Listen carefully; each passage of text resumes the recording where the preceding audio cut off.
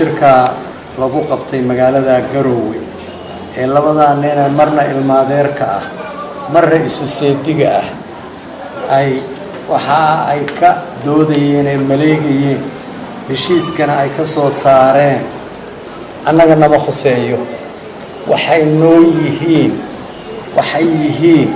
ee dadka kan reer Khaatumo Sool iyo Sanaag iyo Cayn u yihiin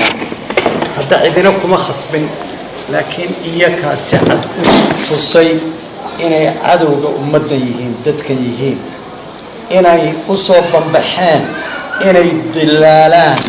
qadiyadda dadka inay iyaku dilaalaan inay ku shirtagaan in adoogu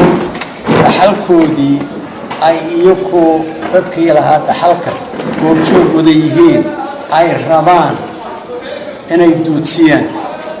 xuquuqday dadku lahaayeen aayatiinkooda inay ka taliyaan hadda dadka duudsiyaya dad wax ay hayaan oo ku mutaysteen inay ku sheegtaan inay iyaku mas'uul ka yihiin annagu ma aragno sidii wasiirku uu sheegay 1998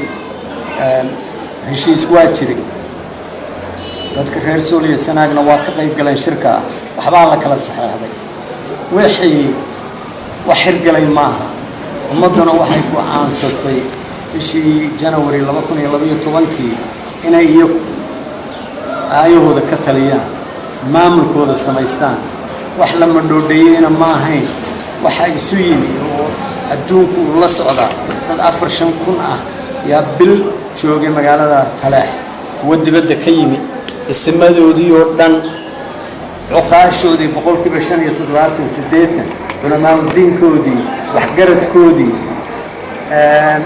guud koowaad ama ururada haweenka dhalinyarada waa loo dhamaa kuwaasaa ku aansaday kuwaasaana xaq u lahaa inay yidhaahaan maamulka iyagaan samaysan isagii baana jira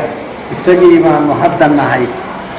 laa ikraaha fi diin cidnagu khasbi kartaa wiilashaasu waxa ay meesha ku kala saxeexdeenna waxaana kana anfacana maaha wax dadka iyaga khuseeyana maaha intaa way isla garanay waxa hadaba nadhibayo aad noo dhibayo oo kor iyo hoosba aan ula hadalnay madaxda dawladda federaalka madaxweynaha xukuumadda wasaaradda ka tirsan golaha baarlamaanka bilay nagu qaadatay inaan u ergeyno inaan u dan sheegano waa laga waayay waa u dhabar adeegnay waa ogeyn in wax dhaqa dadkan Sool iyo Sanaag iyo Cayn wax dhaqa inay meesha faalowdu inay muuqan dadka iyagana horaan ugu sheegay haddana ugu celinaynaa dawladda federaalka ah wixii looga baahnaana ma qaban mana qaban karto awoodeediina maba leh wixii mas'uulnimo laga filayay ee ummadan inay hoggaanka u dhufatana waa ka seexdeen waa ka danaysteen sida awgeed yaa hadda aanu ka badin weyna haddaanu golaha wasaaradda xukuumadda Khaatumo kalsoonidii waa kala noqonnay maamulka Xasan Sheekh Maxamuud martiisa uga noqon mayno midnimada Soomaalida iyaka marti uga manihin waxaanay qoshqooshayaan ee leeyihiin maamulaan samaynayna oo higsi baa la yidhaahaa nanama anfaco naguma filla danta ummadana wax soo koobi kara maaha annaka tan khusaysa arintayada walwalkaana waa qabnay awalba afar faataxo inay Puntland oo soo dirto ma aanan filay waxaanu ku dareenaynay xamar in aqal la isticmaalo xikmadi ka muuqato laga waa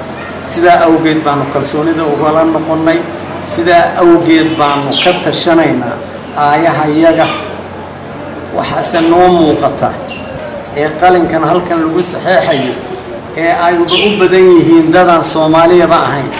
ee ay leeyihiin annakaaba ballan qaadeen fulintooda waa waxaan meel kale ka dhacay waa waxaan dawladnimo iyo qarannimo dad matilaya ayaan ogolaan taasayba la soo fadhiyo هذا ولي بقصر بيه وكدريا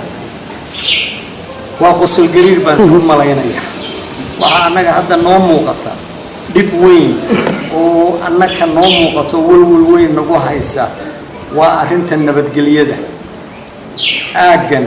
ومضى كنول قرو ومتلين كرتو هرجيسنا ومتلين كرتو حمرنا وركيد الدا